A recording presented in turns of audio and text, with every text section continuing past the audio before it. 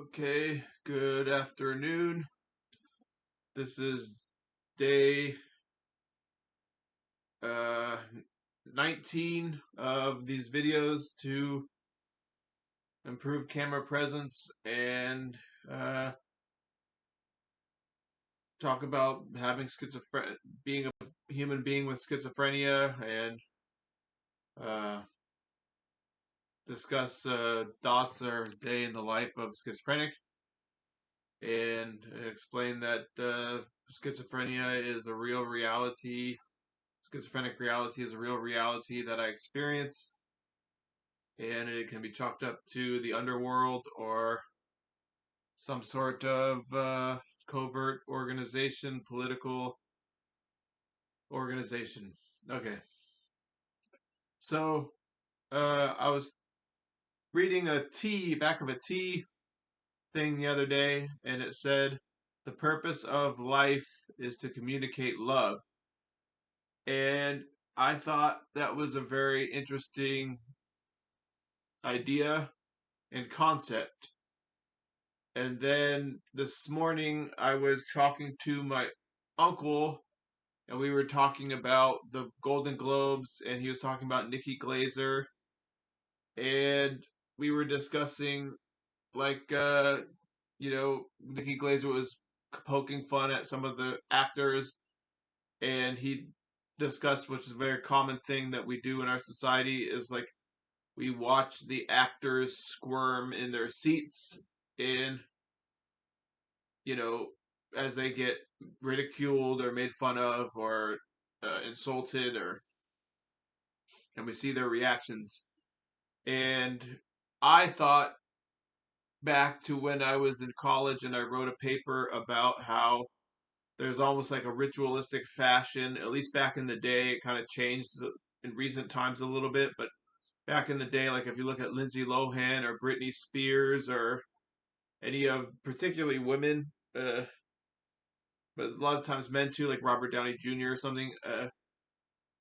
You Hollywood stars get built up, and then almost like in ritualistic fashion, they get torn apart and ripped apart by the greater society through tabloids, through insults, through jokes, and now in social media, definitely now I know there's like people that like love celebrities and they worship celebrities, and I'm not saying that you should worship celebrities, but it just seems like there's like also like this group of people that want to like tear people down and like take ownership of people just because they're in the public eye. And I feel like this is kind of instructional to us as society to tear people apart.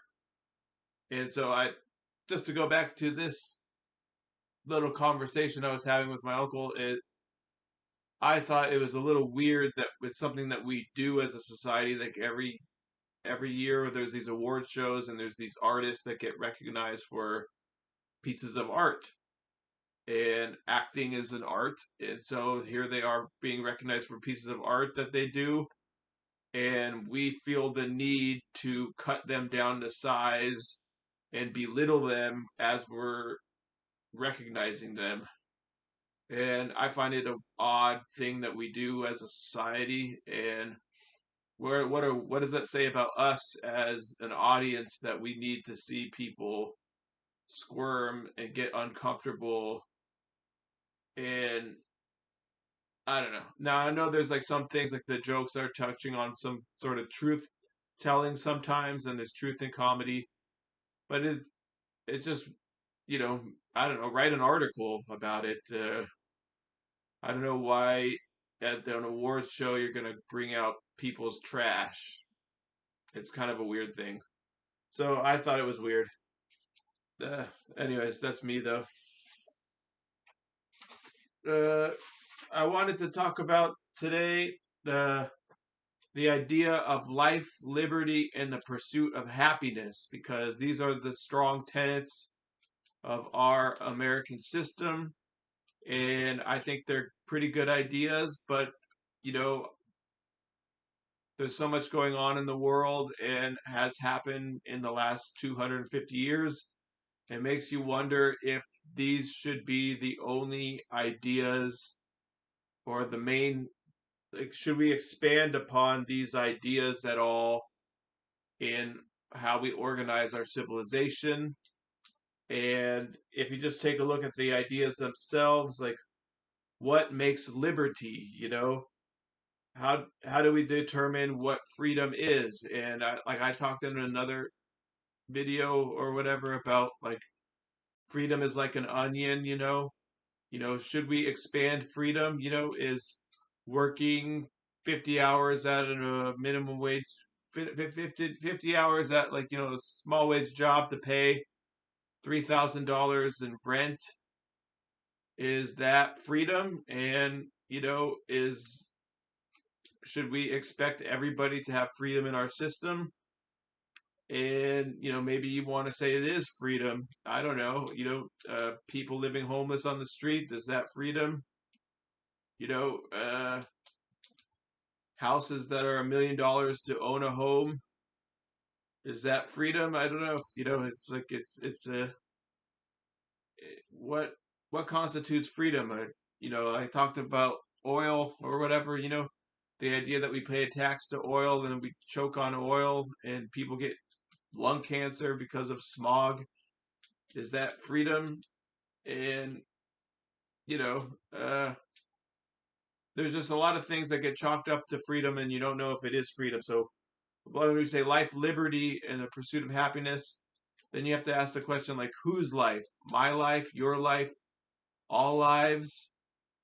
And these are things that maybe we should expand upon on our as tenets of our system.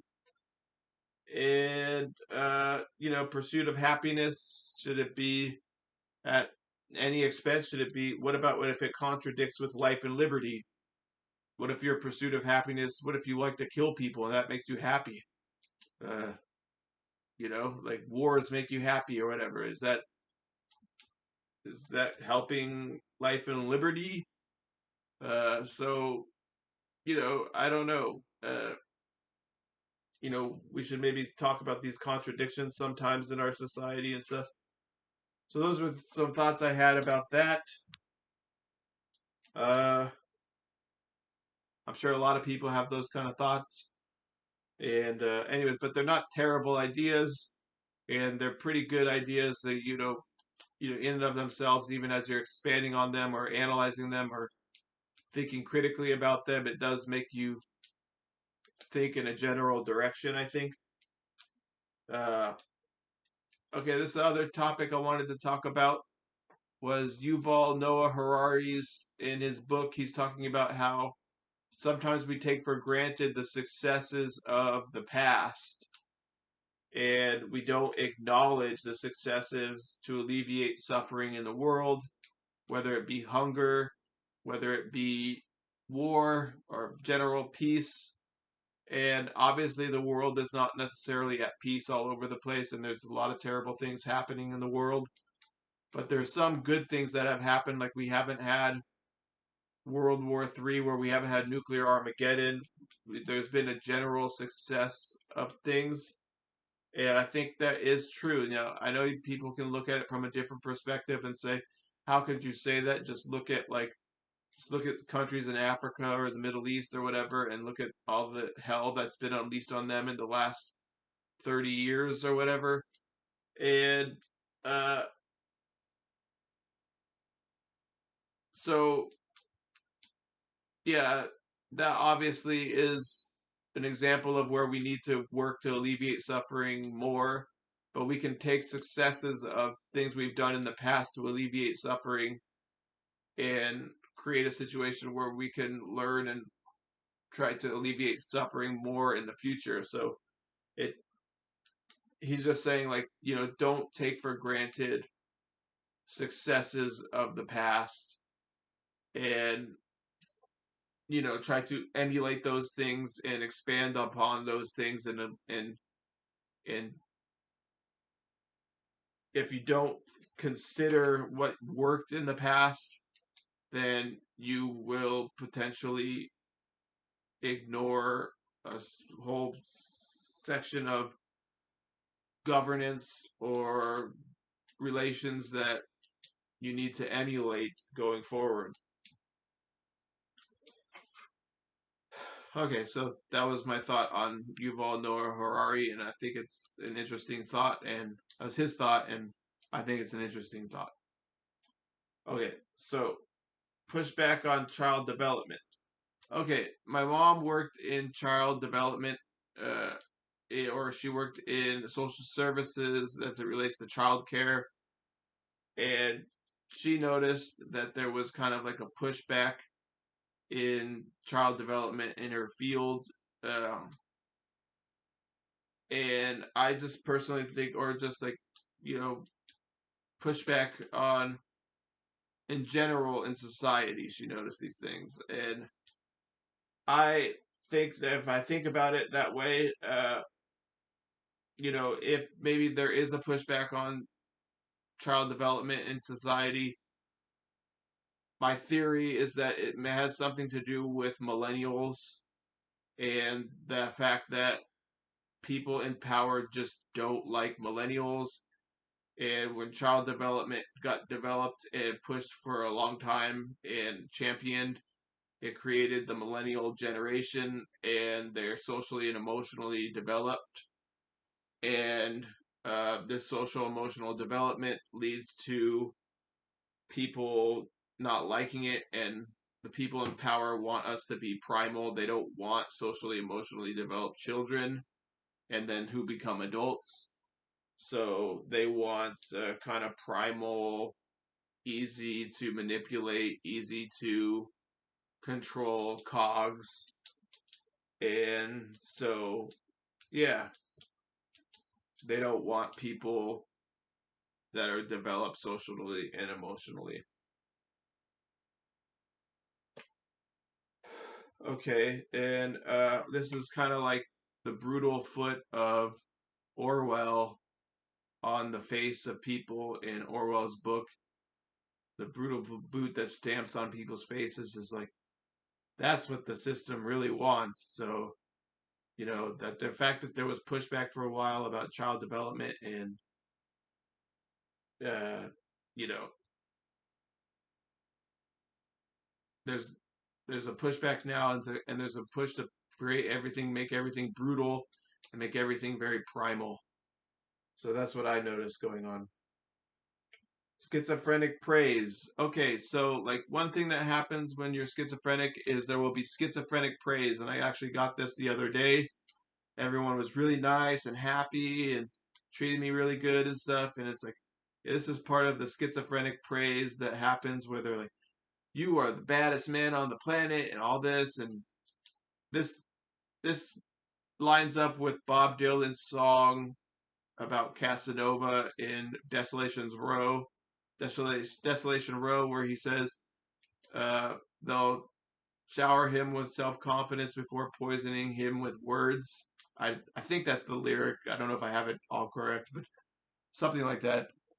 And so like what happens is like they shower you with this like confidence, like you're doing so great that everything, and then they tear you apart and they ridicule you and they call you Brawny or Westbrick or stuff like that, or Donald Trump or Stephen Miller and stuff, which is, I'll just point out that those are kind of ironic things to call me because alter egos, because I'm not anywhere near their ideology on immigration or anything like that. So it's a little bizarre that they chose that tact, but it was, I guess, a war on my identity, and I guess I could talk about that in another segment. So, but I wanted to talk about the schizophrenic praise. Sometimes you get the schizophrenic praise, and people are really happy with what you have to say or whatever, and the schizophrenic praise is like all worldly, like everything showers you with praise, like you are doing so well at all this, and you're doing really great and everything. So I got that the other day, but this is also followed by ridicule and belittlement. Okay. All right. That's it for today.